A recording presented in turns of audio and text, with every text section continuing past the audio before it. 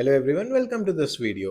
आज की वीडियो में हम आर्टिफिशियल इंटेलिजेंस एंड एथिक्स और artificial intelligence and emotional and intelligence quotient का इंटरफेस डिस्कस करेंगे। उससे पहले सबसे मेजर इशू जो हमें जानने के लिए है उस पर बात कर लेते हैं। तो एआई क्या है? AI is basically a learning modular program जो चीज़ें सीखता है एंड खुद को इवॉल्व करता है। अब इस लर्निंग की जो एआई चीज़ें सीख रहा है या खुद को इवॉल्व कर रहा है, उस इवोल्यूशन का सोर्स कहाँ से आ रहा है? तो it source comes from some data, और इस डेटा के इश्यूज हैं which are also the issues of this AI. अब क्या इश्यूज हैं? The major one is algorithmic bias and discrimination. कि जो एआई जो डेटा लेके चीज़ें सीख रहा है एंड इवॉल्व कर रहा है, वो जो डेटा है that has some algorithm issues. जैसे कि इसका एक एग्जांपल है, PM Modi went to this Paris summit and वहां पे उन्होंने बोला कि अगर आप एआई को बोलेंगे कि right hand sorry left hander इंसान की फोटो बना के दीजिए, तो एआई राइट हैंडर की बना के देगा। You ask it for the left handy, it will give you the right hander. तो ऐसा क्यों? ऐसा इसलिए क्योंकि एआई ने जिस डेटा से सीखा है चीजें, जहां से वो इवॉल्व हुआ है, उसको कभी वो डेटा मिला ही नहीं about the left handed people. तो उसको लगता है कि लेफ्ट हैंडेड पीपल एग्जिस्ट ही नहीं करते हैं, तो वो हमेशा राइट हैंडर ही बना के देगा। तो इस तरीके के कुछ डिस्क्रिमिनेशन, इस तरीके के कुछ एल्गोरिथमिक बायस एआई के अंदर है विच आर वेरी प्रॉब्लमैटिक। फिर एक इनसाइट करके, I am forgetting the name, शायद इनसाइट था। तो अमेजोन ने ना अपना खुद का सीक्रेट एआई, एक रिक्रूटमेंट प्रोसेस के लिए उसने एक सीक्रेट एआई टूल बनाया था, उसको उसने हटा दिया। Why it has scrap that tool? It has scrap that tool क्योंकि वो जो टूल था ना, तो जो रिक्रूटमेंट के लिए जो वो आते थे, रेज्यूमे आते थे, तो रेज्यूमे को सॉर्ट करने के लिए it use some parameters and those parameters was were male centric. अब ये जो उसमें कीवर्ड यूज हो रहे थे वो ज्यादातर मेल सेंट्रिक कीवर्ड थे, ऐसे कीवर्ड जो मेल्स के रेज्यूमे में ज्यादा मिलेंगे एंड फीमेल्स के रेज्यूमे में यू वोंट गेट देम। तो it had a biased against the female, इसलिए अमेजोन को वो स्क्रैप करना पड़ा। सो अब ये एआई टूल था, ये बायस था। ये बायस इसलिए था क्योंकि जो डेटा से ये सीख के आ रहा है वो डेटा बायस था। तो this is one of the major problems. Let us look at another problem. Transparency का इशू है एआई के साथ। There is a lack of transparency, इसको बोलते हैं द ब्लैक बॉक्स सिंड्रोम। जैसे कि एक केस हुआ था हाई कोर्ट में।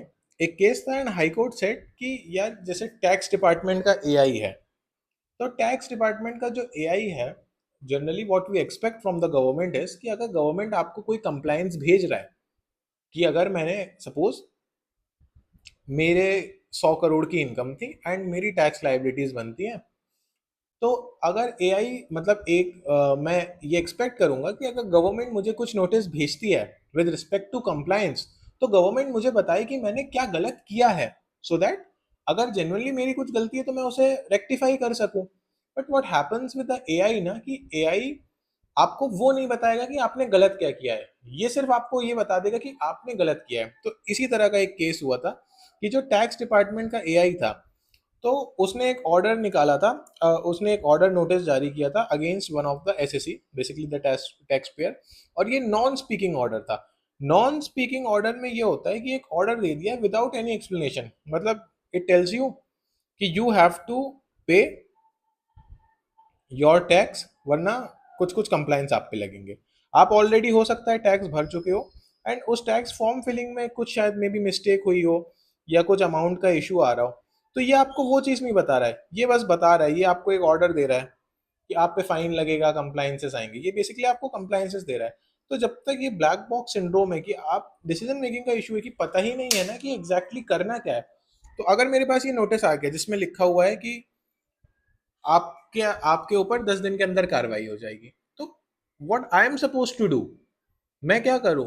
भाई मुझे रेक्टिफाई करने के लिए, मुझे कंप्लाइंट बनने के लिए आप मुझे बताएं तो कि एरर हुआ कहाँ है।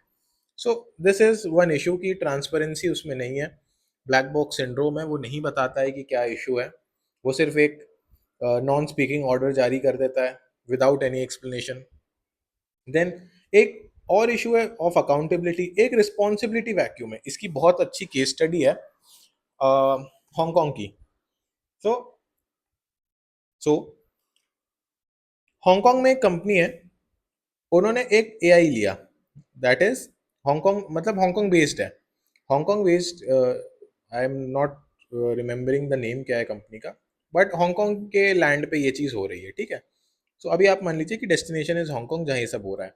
एक लिंक इन कैन करके एआई है, इसका काम क्या है कि इट मैनेजेस योर मनी, ये आपका मनी मैनेज करता है। अब मनी मैनेजमेंट में ये क्या करेगा कि आप इसके अंदर अपना पैसा डाल दो, डॉलर में ही लेगा ऑब्वियसली, ये मार्केट वार्केट एनालाइज एनालाइज करेगा, and it will invest your money and basically manage your money in growing. तो क्या हुआ, ये लिंक्डइन कैन एआई था, ये मनी मैनेज कर रहा था, इन्वेस्टर्स ने खूब पैसा लगाया। आफ्टर 1 ईयर ना, इस एआई में कुछ दिक्कत थी, उसकी वजह से रेगुलर मनी लॉस होने लगा, 20-20 मिलियन डॉलर एक दिन का लॉस होने लगा। तो ये लॉस किसका था? जिन लोगों ने पैसा लगाया, तो इन्वेस्टर्स का लॉस था। अब इतने लॉस के बाद ये कल्प्रिट है एआई, तो इन्वेस्टर ने सोचा कि केस करा जाए कि यार इतना ज्यादा हमारा पैसा लॉस हुआ है, इन पे केस करते हैं। अब दिक्कत ये हो गई कि अकाउंटेबिलिटी है किसकी? एआई है, एआई की वजह से लॉस हो रहा है मान लिया, मगर अब ये जो एआई है, ये सू अगर हम करें तो इशू ये है कि किसको करें? ये एआई का डेवलपर ऑस्ट्रेलियन बेस्ड कंपनी था, इसको बेचने वाला जो मार्केटर था वो यूके बेस्ड था, और इसका जो ऑपरेटर है वो हांगकांग बेस्ड है। Oh sorry, Hong Kong. तो अब लिंक इन कैन एआई के ऊपर तो केस करना है, वो बात ठीक है, मगर रिस्पॉन्सिबिलिटी किसकी हुई? एआई बनाने वाले की हुई, एआई चलाने वाले की हुई, या एआई बेचने वाले की हुई? सो द मार्केटर, डेवलपर और the operator, who is responsible? तो कोई अकाउंटेबिलिटी नहीं इंश्योर कर सकते। डेवलपर बोल देता है कि ये तो ऑपरेटर की दिक्कत है, ऑपरेटर बोल देता है मार्केटर की दिक्कत है, मार्केटर बोल देता है डेवलपर की दिक्कत है। तो दिस लूप होल में this investor had a major major loss, तो अकाउंटेबिलिटी इंश्योर नहीं होती। Then there is privacy violation, इसका एक चाइना का सोशल क्रेडिट सिस्टम है। चाइना के सोशल क्रेडिट सिस्टम में क्या होता है, बेसिकली द एआई जो भी है वहां पे, they they are continuously gathering the data of the people, और उससे वो समझना चाहते हैं कि कौन कौन से एरिया में किस टाइप के लोग हैं and what they think. For example, अगर इसको सोशल क्रेडिट सिस्टम को आप इंडिया में लगा दो, तो the government will be able to know कि किस एरिया में उनको कितने वोट्स मिलते हैं, कौन उनके पॉलिटिकल आइडियोलॉजी से अलाइंड है और कौन उनके पॉलिटिकल आइडियोलॉजी से अलाइंड नहीं है। तो वो इंडिविजुअल लेवल पे ये चीज ट्रैक कर सकते हैं with the AI enabled surveillance. तो चाइना में यही होता है। तो इससे क्या होता है, सोशल क्रेडिट सिस्टम में जो चाइनीज पार्टी है वो इंडिविजुअल पे सर्विलेंस रखते हैं, and then they can figure out कि कौन उनके सपोर्टर्स हैं, कौन उनके हेटर्स हैं। तो प्राइवेसी, और ये चीज आप प्राइवेसी वॉयलेट कर रहे हो ना, मतलब आप किसी के, ये इसी तरह का एक तरीके से आप इसको ऐसे समझ सकते हैं कि आपके घर में कोई कैमरा और स्पीकर्स लगा दे एंड कंटिन्यूअसली गवर्नमेंट बैठ के सुन रही है, और वो सब कुछ नोट भी कर रही है, एंड देन वो क्लासिफाई भी कर रही है। तो अगर आपके एरिया में जितने भी लोग हैं, मेजोरिटी अगर गवर्नमेंट के अगेंस्ट वाले लोग हैं, मतलब आइडियोलॉजी नहीं मैच करती है, क्या गवर्नमेंट कभी आपके लिए काम करेगी? पॉलिटिकल पार्टी तो यही बोलेगी कि ये तो ना वोट देते हैं, ये तो गाली बकते हैं हमें उल्टा, so why to do work for them? So privacy violation का इशू है। देन डीप फेक, ये तो बहुत बहुत सीवियर इशू है, क्योंकि it is destroying the knowledge and the truth's foundation. आपको नॉलेज कहाँ से मिलती है? From where you get the knowledge? You get the knowledge from a certified source. अभी सर्टिफाइड सोर्स क्या हो सकता है? आपके टीचर हो सकते हैं। मान लो अगर मुझे नॉलेज चाहिए अबाउट द इंडियाज बजट, मुझे सबसे अच्छी नॉलेज इसकी कहाँ से मिलेगी? इधर the finance secretary of the finance revenue department, वो मुझे बता दें, या ऑनरेबल मिनिस्टर निर्मला मैम मुझे बता दें। अब अगर मैं डीप फेक बना दूं, उसमें honourable finance minister is saying कि देश के तो पैसे ही खत्म हो गए हैं and everything will be expensive from tomorrow, we don't have any money. तो कितना क्योस मच जाएगा इकोनॉमी में, शेयर मार्केट ऊपर नीचे हो जाएगा, the prices will be shaken. तो नॉलेज जो आपकी आ रही थी, या जो भी आप सच जान रहे थे, वो काय से जान रहे थे? वो एक सोर्स ऑफ अथॉरिटी होता है, आप उससे जान रहे थे। अगर वही गलत है मगर वो दिख सही रहा है, तो आप नहीं जान पाएंगे। इसका एक बहुत अच्छा एग्जाम्पल है, बहुत सारे केसेस ऐसे हुए थे कि एक ओल्ड पेरेंट्स हैं, उनको वीडियो कॉल आ रहा है और उनके वीडियो कॉल में उनका बच्चे का एक्सीडेंट हुआ पड़ा है, and the person on the video call is saying कि मैं इनको हॉस्पिटल ले आया हूँ, हॉस्पिटल में 30 लाख रुपए मांग रहे हैं, आप अर्जेंटली इसको करवाइए। And the parents live very far, मतलब वो बच्चा उनका कहीं बाहर किसी एमएनसी में नौकरी करता था, तो these were basically they were living in some different town and ये कोई और सिटी में था। तो दिस गाय सेड कि आप फटाफट मुझे 30 लाख रुपीस ट्रांसफर करिए, और इन्होंने ट्रांसफर कर दिए। बट ये जो था, ये basically it was a deep fake of that of their child, जो कि दिखा रहे थे कि वो he is he has met a very serious accident, और पूरा नकली बनाया था, और उन्होंने 30 लाख रुपए उनसे ऐसे फ्रॉड कर लिए। तो it is very difficult to decipher the legit versus the fake. आप ट्रुथ को कैसे डिसाइफर करोगे कि जो फाइनेंस मिनिस्टर साहब बोल रहे हैं ये असली फाइनेंस मिनिस्टर है कि नकली है? आप नहीं कर पाओगे। नॉलेज आपको कैसे पता चलेगा ये सच है या गलत है? अब इसके वजह से कल को कोई ऑनरेबल मतलब इलेक्शन के टाइम पे होते हैं कि पॉलिटिकल पार्टीज एक दूसरे का फेक डीप फेक बनवा के उसको पॉलिटिकल कैंपेन में पीआर में अपने यूज कर लेते हैं, उससे भले ही कम्युनल वायलेंस क्यों ना हो जाए। तो दिस इज अ इशू। फिर ह्यूमन डिग्निटी पे तो है ही है। You must be knowing that कुछ टाइम पहले एक एक्ट्रेसेस हैं, उनका एक डीप फेक जो है वायरल हो गया था। सो उनकी भी तो डिग्निटी है, that is also getting tampered. Then election में मैंने बताया डीप फेक का इशू है, इलेक्शन में पेड फेक कैंपेन होते हैं। अब न्यूजीलैंड के एक एमपी का ये केस स्टडी आप लिख सकते हो। शी शोड हर इलेक्शन के आसपास, she showed her new deep fakes in the parliament. अब what was her objective I don't know, but आप खुद समझ सकते हैं।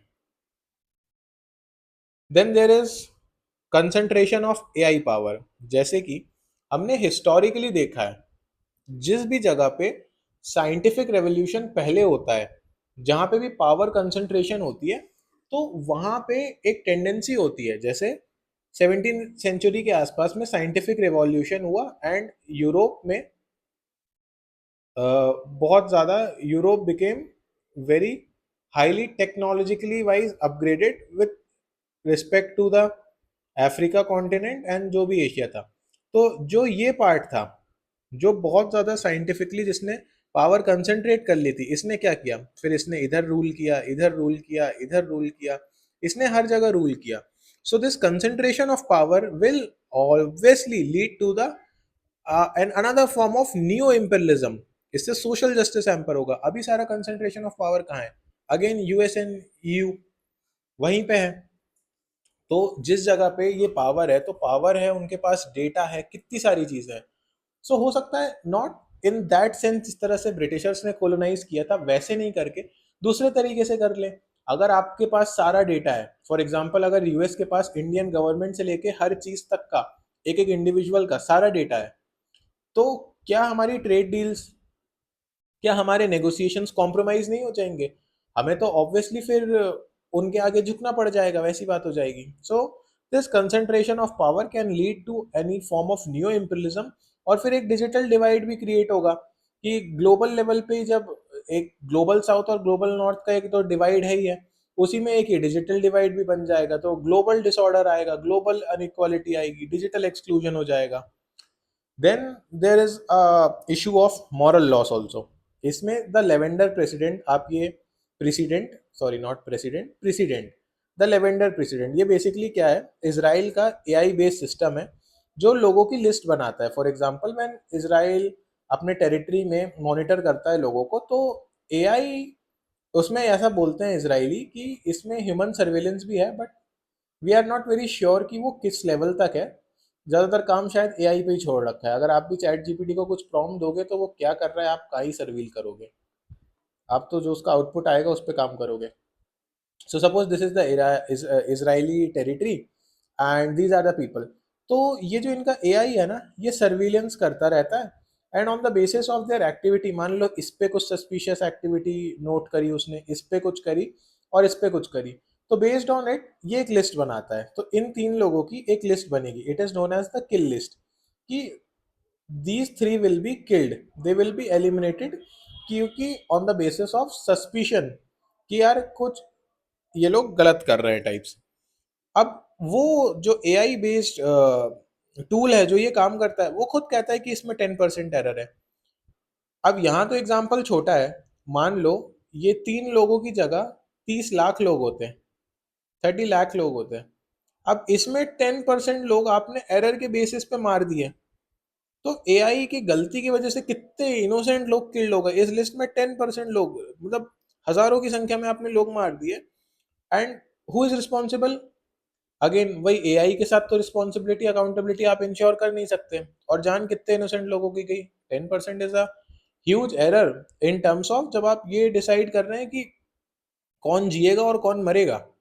सो एक मॉरल लॉस भी है। देन ऑब्वियसली इन्वायरमेंटल कंसर्न, ये तो हम सबको ही पता है कि जो डेटा सेंटर्स हैं they are exploiting water resources very badly. बहुत ज़्यादा intense amount of water resources they are consuming. फिर कुछ और इश्यूज भी हैं, जैसे इरोजन ऑफ ह्यूमन जजमेंट। अब जब इंसान, ह्यूमन टू ह्यूमन डीलिंग होती है, तो आप एक ह्यूमन ह्यूमन एस्पेक्ट होता है, यू हैव एम्पथी, आपको कंटेक्चुअल विजडम होती है, आपको मॉरल एक इमेजिनेशन होती है, आपको पता होता है। फॉर एग्जाम्पल अगर यहाँ पे वही पीडीएस ऑफिसर वाला एग्जाम्पल ले लेते हैं कि एक ओल्ड लेडी इनके पास आई है, शी नीड्स फूड वरना ये मर जाएंगी। And prima facie she looks like, and she might genuinely, she is also, upon consume assume कर लेते हैं कि she is genuinely a beneficiary of the government scheme, but इनके पास पेपर्स नहीं है। अब इंसान होता तो वो कुछ एम्पैथी दिखाता, हो सकता है वो मे बी अपनी तरफ से कुछ कर देता, या कुछ तो थर्ड पार्टी, मतलब कुछ तो लूप होल निकालता, या कुछ तो करता अगर वो करना चाहता है इनके लिए। तो अगर इंसान इंसान होता, उसमें इंसानियत होती तो। बट अगर इसको रिमूव करो, एआई रखो, एआई को तो आपने प्रॉम्प्ट दे रखा है ना कि ये 3 डॉक्यूमेंट जो भी दे दें, आप उसको फूड प्रोवाइड कर देना। ये नहीं दे पाएंगी, अब मर जाए तो मर जाए। एआई थोड़ी एम्पैथेटिक होगा इनके लिए, एआई को कंटेक्चुअल विजडम भी नहीं है, मॉरल ऑब्लिगेशन भी नहीं है, तो वो तो कहेगा मरो तो मरो। और वहीं एक बहुत अच्छा बहुत रिच पर्सन पीडीएस स्कीम में आए और ये पेपर्स फर्जी बना के प्रोवाइड कर दे, तो एआई का काम तो ये भी नहीं है कि देखना कि उसकी कंटेक्स्ट क्या है, कि यार बीएमडब्ल्यू से उतरा है और राशन की दुकान पे राशन मांग रहा है। सो एआई तो दे देगा क्योंकि उसके पास पेपर्स हैं। So this is also issue with AI. अब ये सब है तो करें क्या? सारी नेगेटिविटी तो समझ ली कि भैया इतनी दिक्कतें हो रही हैं, then what to do? So the answer is, एक ये ईयू का एक्ट है, हम इसको, उसमें ईयू का एआई एक्ट है जिसमें वो कैटेगराइजेशन करता है on the usage of AI. हम इससे चीज़ें सीख सकते हैं। बेसिकली ये एक ट्रायंगल है, इस ट्रायंगल में at the bottom is the minimal risk, then limited risk, then higher risk and then unacceptable risk. और उसमें उन्होंने कैटेगराइज कर दिया है कि एआई का यूज किस क्राइटेरिया में आता है एंड हमें उसके हिसाब से करना चाहिए नहीं करना चाहिए। जैसे सोशल स्कोरिंग है, that social credit system China वाला, दैट इज अनएक्सेप्टेबल रिस्क, तो ये प्रॉपर बैन करो आप। देन जो एचआर प्रोसेसेस है, जैसे मैंने अमेजोन वाला बताया था, तो ह्यूमन रिक्रूटमेंट प्रोसेसेस है, उसमें हाई रिस्क है, आप सुधारिए और इसको जितना भी रिस्क को कम कर सकें कम करें। फिर जो लिमिटेड रिस्क वाले हैं, जैसे चैटबॉट हो गया या एआई जनरेटेड कंटेंट हो गया है, तो that is a limited risk. And minimal risk वाले पे तो सोचना ही नहीं है कि स्पैम फिल्टर्स है या एआई बेस्ड वीडियो गेम्स है।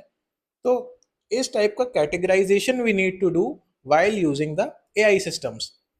देन यूनेस्को का भी framework you can write, keywords हैं बस ये लिख लो, बहुत ईजी है समझना। Safety and security, proportional use, privacy, multi stakeholder, respect, responsibility ensure कराना एंड अकाउंटेबिलिटी इंश्योर कराना, ऑडिट मैकेनिज्म हुए, ह्यूमन ओवरसाइट होना चाहिए एआई के यूज में, then it should be environmentally sustainable, fairness होनी चाहिए, नॉन डिस्क्रिमिनेशन रहे। So ultimately what conclusion we are reaching, what the conclusion that we are reaching is कि जो इमोशनल इंटेलिजेंस है ना हमारा, it can help in guiding the contextual application of AI and also reduce the downsides of AI. This is the conclusion and this is basically your AI EI interface. तो AI क्या कर सकता है? ये shape कर सकता है AI system को।